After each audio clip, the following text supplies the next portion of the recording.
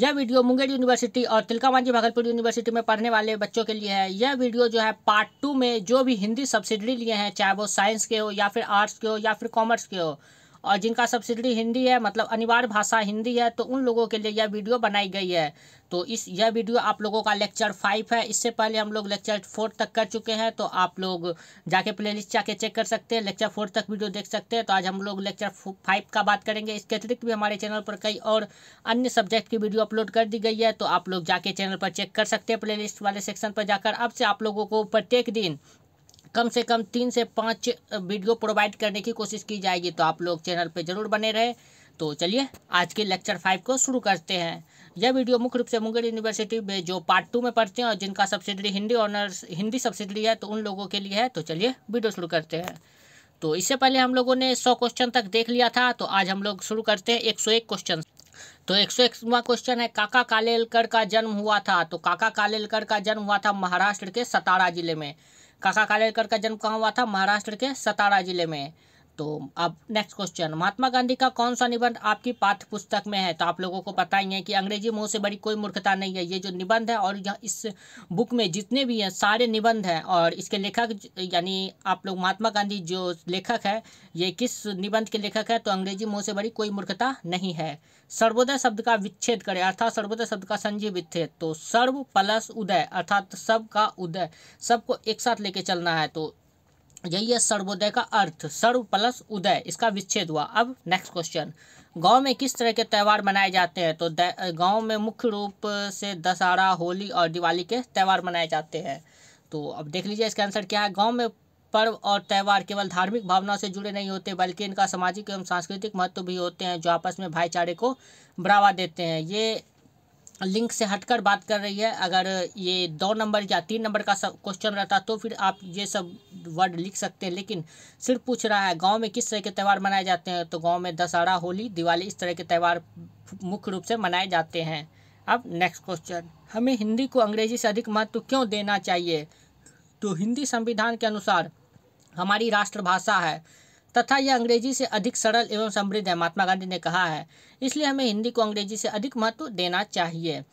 हमारी राष्ट्रभाषा सर्वोपरि होनी चाहिए, तो इसलिए तो हिंदी को हमें महत्व देनी चाहिए। अब नेक्स्ट क्वेश्चन, जिस त्यौहार में दधिकादों की रस्म होती है, किस त्यौहार में? यहाँ जिसके जगह किस होना चाहिए। तो किस त्यौहार में दधिकादों की रस्म होती है? तो श्री कृष्ण जन्माष्टमी के त्यौहार में दधिकादों की रस्म होती है। और आप लोगों को मैंने पहले भी बताया गया था इससे पहले वाले वीडियो में कि इसमें जो रस्म में दही हल्दी डाला जाता है। अब नेक्स्ट क्वेश्चन, काका कालेलकर कौन थे? तो काका कालेलकर प्रकांड विद्वान, उच्च कोटि के विचारक, गंभीर चिंतक, सच्चे बुद्धिजीवी तथा प्रखर समालोचक के रूप में कुशल लेखक थे। ओके, और आप लोगों को अभी जस्ट ऊपर बताया काका कालेलकर ने जो निबंध लिखा था और उनका जन्म कब हुआ था। तो उनका जन्म कहाँ हुआ था? तो महाराष्ट्र में हुआ था उनका जन्म। अब नेक्स्ट क्वेश्चन, आपकी पाठ्यपुस्तक में विनोबा भावे की कौन सी रचना है? तो हमारी पाठ्यपुस्तक में विनोबा भावे की जो रचना है उसका नाम है सर्वोदय से क्या समझे। और सर्वोदय का संधि विच्छेद अभी जस्ट मैंने ऊपर बताया, सर्व प्लस उदय। तो सर्वोदय से क्या समझे, ये विनोबा भावे की रचना है। गांधी जी ने क्यों कहा दुनिया से कह दो गांधी अंग्रेजी नहीं जानता? यह कहाँ कहा था? मैं ये पूछ रहा हूँ आपसे, गांधी जी ने कहाँ कहा था कि दुनिया से कह दो गांधी अंग्रेजी नहीं जानता? ये तो BBC लंदन में जब ये भाषण दे रहे थे, तो फिर उस समय गांधी जी ने यह बात कही थी। अब ये क्वेश्चन दूसरा है, दुनिया से कह दो गांधी अंग्रेजी नहीं जानता। गांधी जी ने यह कथन राष्ट्रभाषा हिंदी के महत्व को दर्शाने के लिए कहा था। क्यों कहा था? तो हिंदी के राष्ट्रभाषा हिंदी जो है अपना, उसके महत्व को दर्शाने के लिए कहा था। भारत के पूरब में कौन सा देश है? तो भारत के पूरब में है म्यांमार और बांग्लादेश। भारत के पूरब में कौन है? तो आप लोग को मैप पता है इंडिया का, इस प्रकार से कुछ बना रहता है। तो ये आप लोगों का जो है ऊपर में नॉर्थ हो जाता है, इधर साउथ हो जाता है, इधर ईस्ट हो जाता है और इधर वेस्ट हो जाता है। तो यहाँ पूछ रहा है भारत के पूरब में, मतलब इस साइड कौन सा देश है? तो इस साइड म्यांमार और बांग्लादेश है। बांग्लादेश लगभग यहाँ पर है, म्यांमार और बांग्लादेश। फिर पश्चिम में आ जाएगा आप लोगों का यहाँ पर जो पाकिस्तान है, और फिर उत्तर में यहाँ पर नेपाल है बिहार के बगल में, और दक्षिण में तो यहाँ पर नीचे जो टापू की तरह लटका हुआ रहता है वो श्रीलंका है, आप लोगों को पता ही है। तो भारत के पूरब में कौन सा देश है? तो पूरब में है बांग्लादेश और म्यांमार। अब नेक्स्ट क्वेश्चन, सर्वे भवन्तु सुखिनः का क्या अर्थ है? सर्वे भवन्तु सुखिनः का अर्थ है सभी सुखी हो, सबको सुख रखने का टारगेट है। सर्वे भवन्तु सुखिनः, सभी सुखी हो। अंग्रेजी भाषा की महात्मा गांधी ने क्या कहा है? तो अंग्रेजी भाषा को महात्मा गांधी ने लंगड़ी भाषा कहा है। अंग्रेजी भाषा के बहुत ज़्यादा महात्मा गांधी जो है इसके टिप्पणी किए हैं कि अंग्रेजी हमें नहीं सीखनी चाहिए। सिर्फ अंग्रेजी सीखने में कोई प्रॉब्लम नहीं है, लेकिन अंग्रेजी सीख के अंग्रेज बन जाना, ऐसा काम नहीं करना चाहिए। गांधी जी का यह कहना था, अंग्रेजी सीखिए लेकिन फिर अपने मातृभाषा को भूलना नहीं चाहिए, जो कि आजकल के नौजवान यही कर रहे हैं, अंग्रेजी सीख रहे हैं और अपनी मातृभाषा को भूलते जा रहे हैं।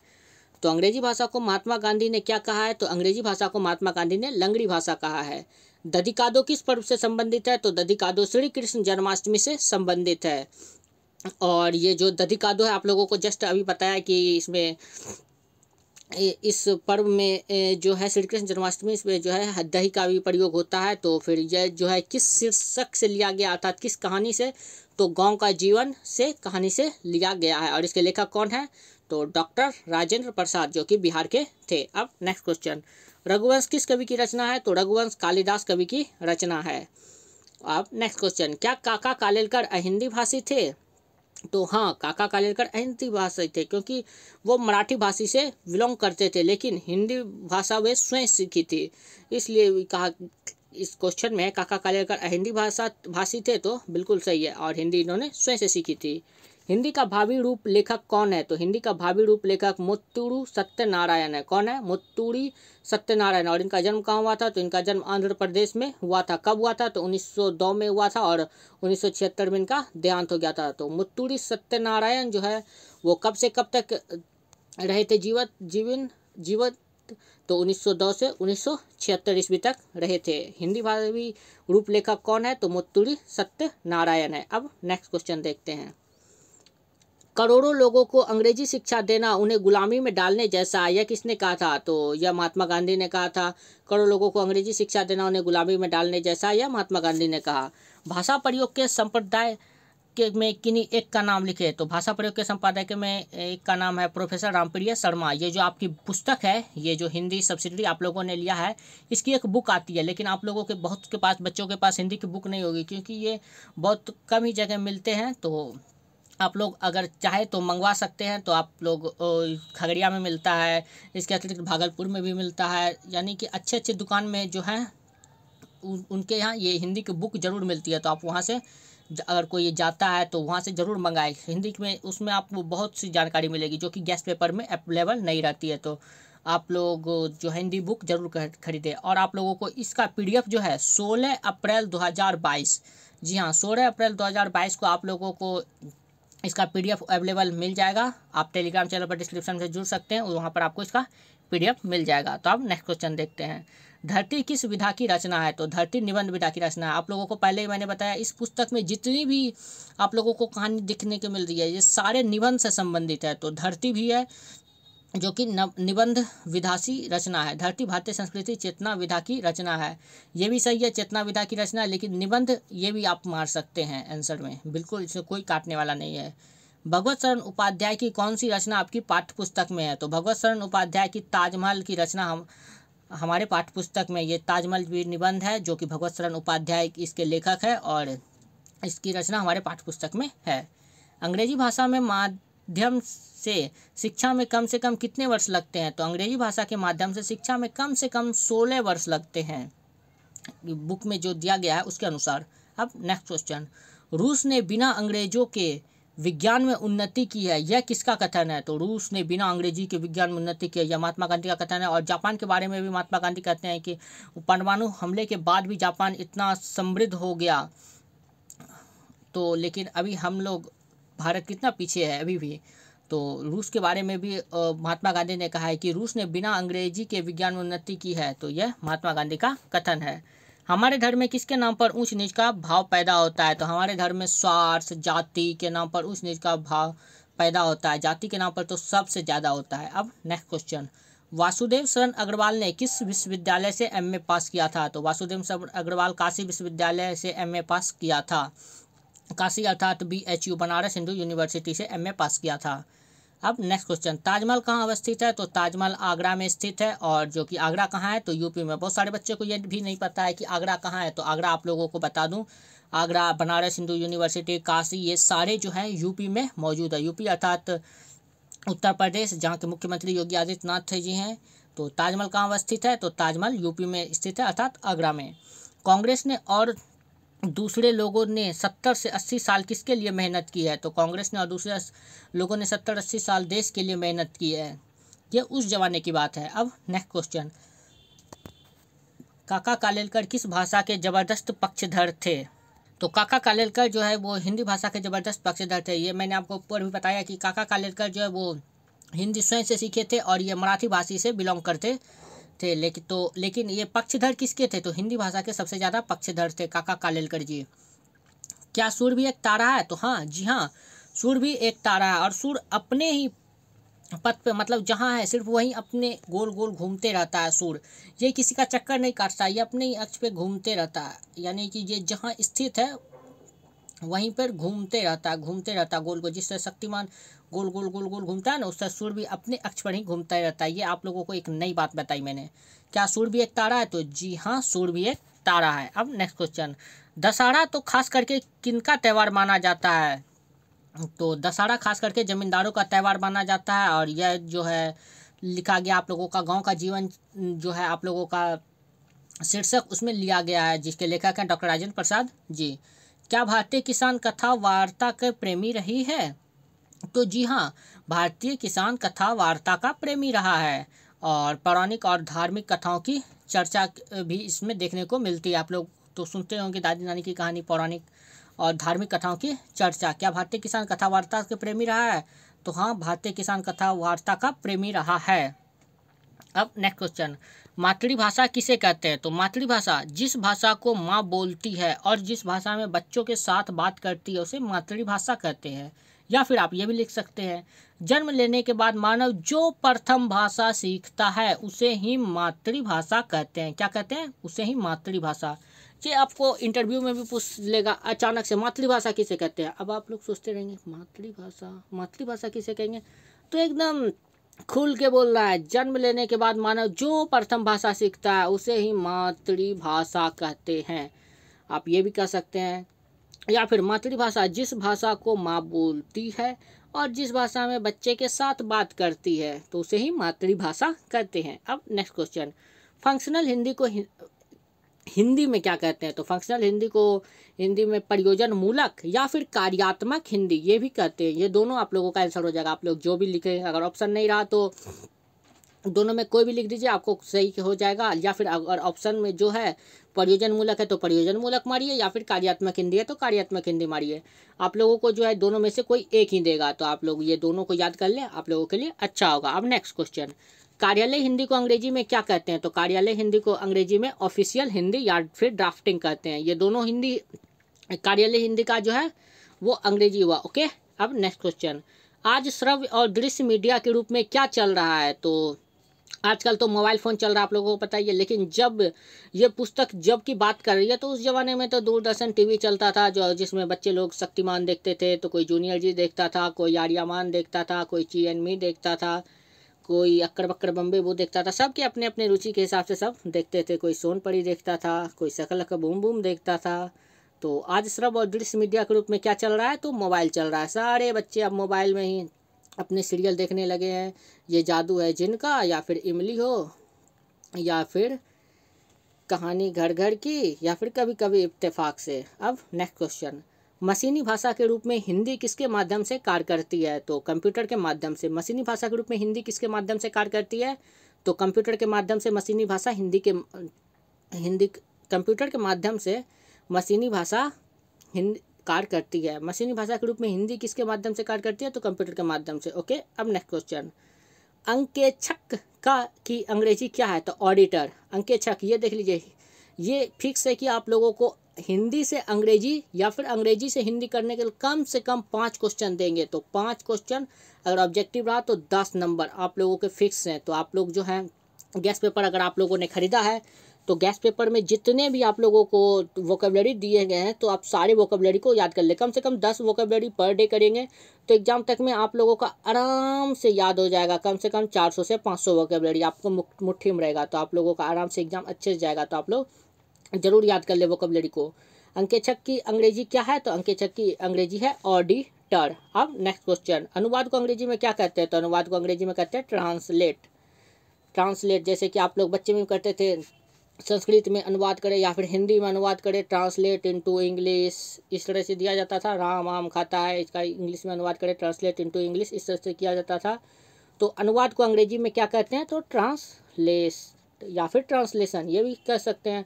अनुवाद को ट्रांसलेट भी आप कह सकते हैं या फिर ट्रांसलेशन भी कह सकते हैं, ये दोनों ही आप लोगों का सही है। अब नेक्स्ट क्वेश्चन, संचिका शब्द की अंग्रेजी क्या है? तो संचिका शब्द की अंग्रेजी फाइल है। ये क्वेश्चन आप लोगों के लिए बहुत ही वेरीफाइड है, मतलब इसको आप वेरीफाई कर लीजिए, ये क्वेश्चन पूछने के ज़्यादा चांस है। संचिका शब्द की अंग्रेजी क्या है? तो फाइल है। कार्यालयी पत्र को अंग्रेजी में क्या कहते हैं? तो ऑफिस लेटर। देखिए, कार्यालय का हिंदी ऑफिस होता है, तो ऑफिस। पत्र का इंग्लिश होता है लेटर, तो लेटर, ऑफिस लेटर, इस तरह से याद कर सकते हैं आप लोग। उपभाषा, उप मतलब सब, जैसे सब इंस्पेक्टर का जब हिंदी होगा तो सब का मतलब उप हो जाएगा आप लोगों का, ओके। तो उसी तरह उपभाषा है तो उप का हो जाएगा सब और भाषा का हो जाएगा लैंग्वेज, तो सब लैंग्वेज। अब नेक्स्ट क्वेश्चन, कृत्रिम भाषा शब्द की अंग्रेजी क्या है? तो कृत्रिम मतलब मानव निर्मित जो है, तो मानव निर्मित क्या कहते हैं? आर्टिफिशियल जो आप लोग कोई बाली पहनते कान का या फिर झुमका पहनते हैं, तो इस तरह से। तो कृत्रिम मतलब आर्टिफिशियल और भाषा का मतलब लैंग्वेज, तो कृत्रिम भाषा क्या हो गया? Artificial language. अब नेक्स्ट क्वेश्चन, वार्षिक वित्त विवरण शब्द की अंग्रेजी क्या होती है? तो वार्षिक मतलब एनुअल, वित्त मतलब फाइनेंशियल या फिर फाइनेंस भी आप कह सकते हैं, और विवरण मतलब स्टेटमेंट। एनुअल फाइनेंस सिस्टम या फिर एनुअल फाइनेंशियल स्टेटमेंट, ये इसका शुद्ध अंग्रेजी हुआ, ओके। वित्त, वार्षिक वित्त विवरण। अब नेक्स्ट क्वेश्चन, कार्यालयी भाषा का तात्पर्य क्या है? तो कार्यालय के कार्यों को समुचित रूप से संपादित करने के लिए जिस भाषा का प्रयोग किया जाता है उसे ही कार्यालयी भाषा कहते हैं। मातृभाषा हो गया, जो सबसे पहले माँ बोले और बच्चे समझे तो उसे मातृभाषा कहते हैं, या फिर सबसे पहले हम जो भाषा सीखते हैं उसे ही मातृभाषा कहते हैं। और फिर कार्यालय के कार्यों को संपादित करने के लिए एक अलग प्रकार की लैंग्वेज आती है जिसे कार्यालयी भाषा कहते हैं।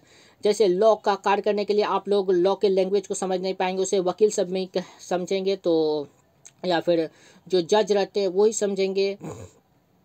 तो उसी तरह कार्यालय की भाषा के भी अलग होती है। तो कार्यालय के कार्यों को समुचित करने के लिए जो भाषा का प्रयोग किया जाता है उसे कार्यालयी भाषा कहते हैं।